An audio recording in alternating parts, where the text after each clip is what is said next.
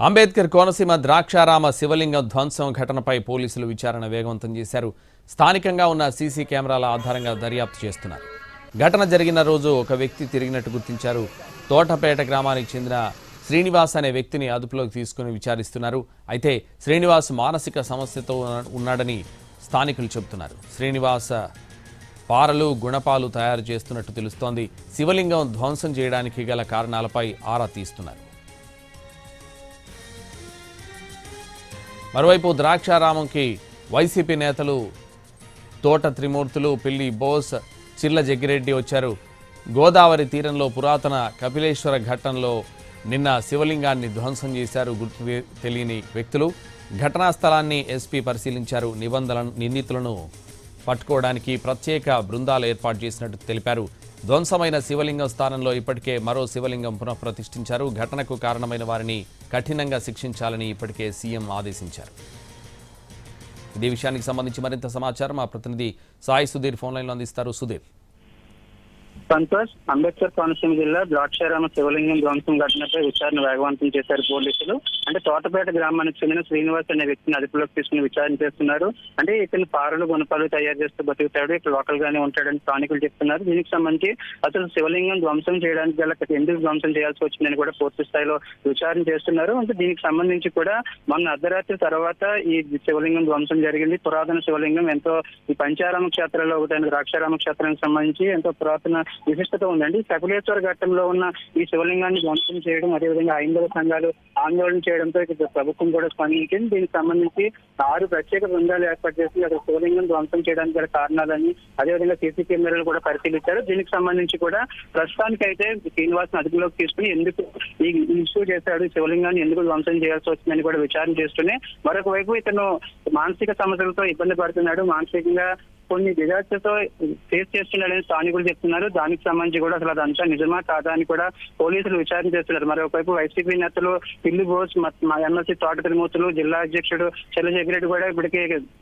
Issue జరిగిన ప్రాంతానికి వచ్చారు. మరి ఈ శివలింగాన్ని పునః ప్రతిష్ఠ చేసినా ఎందుకు ప్రభుత్వం ఇటువంటి వ్యవహారాలలో అదేవిధంగా నిర్లక్ష్యంగా వ్యవహరిస్తుంది, ఆలయాలకు సంబంధించి ఆలయాల ప్రాముఖ్యతకు సంబంధించిన ప్రభుత్వం నిర్లక్ష్యంగా వ్యవహరిస్తుంది వైసీపీ నేతలు ఆరోపణ చేస్తున్నారు. దీనికి సంబంధించి ఇప్పటికే సీఎం చంద్రబాబు నాయుడు స్పందించారు.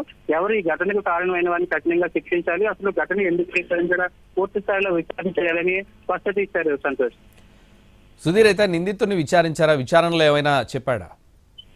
అంటే మనకు అందుతున్న సమాచారం ప్రస్తుతానికి అయితే ఒక శివలింగానికి సంబంధించి అతను అర్చన చేయడానికి, అదేవిధంగా శివలింగానికి పూజన చేయడానికి వస్తే ఒక అర్చకుడు అతన్ని అడ్డుకున్నాడని ప్రస్తుతానికి అయితే ప్రాథమికంగా పోలీసులు తేల్చారు. అతను అడ్డుకోవడంతో ఆ అర్చకుడిపై కోపం పెంచుకోవడం, అదేవిధంగా తనను శివలింగం దగ్గరికి రానివ్వట్లేదని ఈ విధంగా చేశాడని ప్రస్తుతానికైతే పోలీసులు ప్రాథమికంగా తేల్చారు. దానికి సంబంధించి కూడా శ్రీనివాస్ విచారణ చేస్తున్నారు. శ్రీనివాస్ మైండ్ సెట్ ఏంటి, అసలు గతంలో అతనితో ఏమైనా ఇటువంటి క్రిమినల్ సంబంధించిన అదేవిధంగా ఏమైనా ఉన్నాయని కూడా పూర్తి స్థాయిలో ఇది తోటపల్లి గ్రామంలో కావచ్చు, అదేవిధంగా అతనికి సమీపంగా ఉండే వాళ్ళని కూడా పోలీసులు విచారణ చేస్తున్నారు. అంటే ఇష్యూకి సంబంధించి కేవలం ఒక అర్చకుడు శివలింగం దగ్గరికి వెళ్లకుండా అడ్డుకుంటేనే ఈ విధంగా చేస్తాడా, లేదంటే ఈ కావాలని ఉద్దేశపూర్వకంగానే ఈ ఘటన చేస్తాడా, ఆ సమయంలో ఏమైనా మద్యం సేవించి ఉన్నాడు అంటే ఈ నిర్మానుష ప్రాంతాల్లో ఎక్కువగా సమీపంలో ఎక్కువ మద్యం సేవించే వాళ్ళు ఎక్కువగా ఉంటారని స్థానికులు చెప్తున్నారు. దానికి సంబంధించి కూడా భద్రత కల్పించాలని గతంలో కూడా చాలా సార్లు ఆందోళన నిర్వహించిన పరిస్థితి. కానీ ఇది ఇలాంటి ఘటన జరగడం వల్ల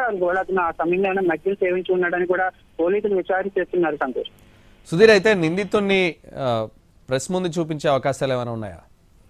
మరొక 2 గంటల్లోనే జిల్లా ఎస్పీ దీనికి సంబంధించి క్లారిటీ ఉన్నాడు. అసలు శ్రీనివాస్ ఈ ఘటన ఎందుకు చేశాడు, శ్రీనివాస్ సంబంధించి ఎటువంటి వివరాలు తీసుకున్నారు, విచారణలో ఎటువంటి అంశాలు బయటకు వచ్చాయని కూడా పోలీసులు పూర్తి స్థాయిలో మరికొద్దిసేపట్లో దీనికి సంబంధించి స్పష్టత ఇవ్వనున్నారు. అంటే శివలింగానికి సంబంధించి పంచారామ క్షేత్రాల్లోనే ఒకటైన ఈ ద్రాక్షారామకు సంబంధించిన ఈ ఆలయంలో ఎంత ప్రాముఖ్యత విశిష్టత ఉంటుంది. చుట్టుపక్కల ప్రాంతాల నుంచి కాకుండా ఇతర రాష్ట్రాల నుంచి కూడా ఈ పంచారామ క్షేత్రాల్లో ఒకటైన ద్రాక్షారామ ఆలయానికి రెగ్యులర్ గా వస్తూ ఉంటారు. కానీ అటువంటి ఆలయంలో, అటువంటి ఆలయానికి సమీపంలో ఈ దుశ్చర్య జరగడం ఇటు స్థానికులు కావచ్చు, అదేవిధంగా హిందూ సంఘాలు, హైందవ సంఘాలు తీవ్రంగా ప్రతిఘటించాయి, వ్యతిరేకించాయి, ఆందోళన చేశాయి. అంటే ఈ ద్రాక్షారామకి సంబంధించిన ఆలయంలో ఎప్పుడు ఈ భద్రత ఫెయిల్యూర్ అనేది ఎక్కువగా కనిపిస్తూ ఉంటుంది. ఇటు పోలీసులు కావచ్చు, అదేవిధంగా అధికారులు నిర్లక్ష్యంగా వ్యవహరిస్తూ ఉంటారు. దీనికి సంబంధించి గతంలో చాలా సార్లు అధికారుల దృష్టికి తీసుకుని వెళ్ళినా కానీ ఆకతాయిలు అదేవిధంగా అల్లచెల్లరుగా తిరిగే వాళ్ళు ఎప్పుడు ఆలయ సమీపంలో ఇటువంటి ఆలయ సమీపంలో ఉంటూ ఉంటారు. కానీ వాటిపై ఎప్పుడు పర్యవేక్షణ ఉండదు. దీనికి సంబంధించి చర్యలు తీసుకోవాలని కోరుతున్నారు. మరి అటు పోలీసులు కూడా ఒకటే స్పష్టత ఇస్తున్నారు. ఈ శివలింగాన్ని ధ్వంసం చేసిన శ్రీనివాస్ ని మరికొద్ది సేపట్లోనే దీనికి ఘటనకు గల కారణాలు వివరిస్తాము, దానికి స్పష్టత ఇస్తామని చెప్తున్నారు. Right, thank you Sudheer.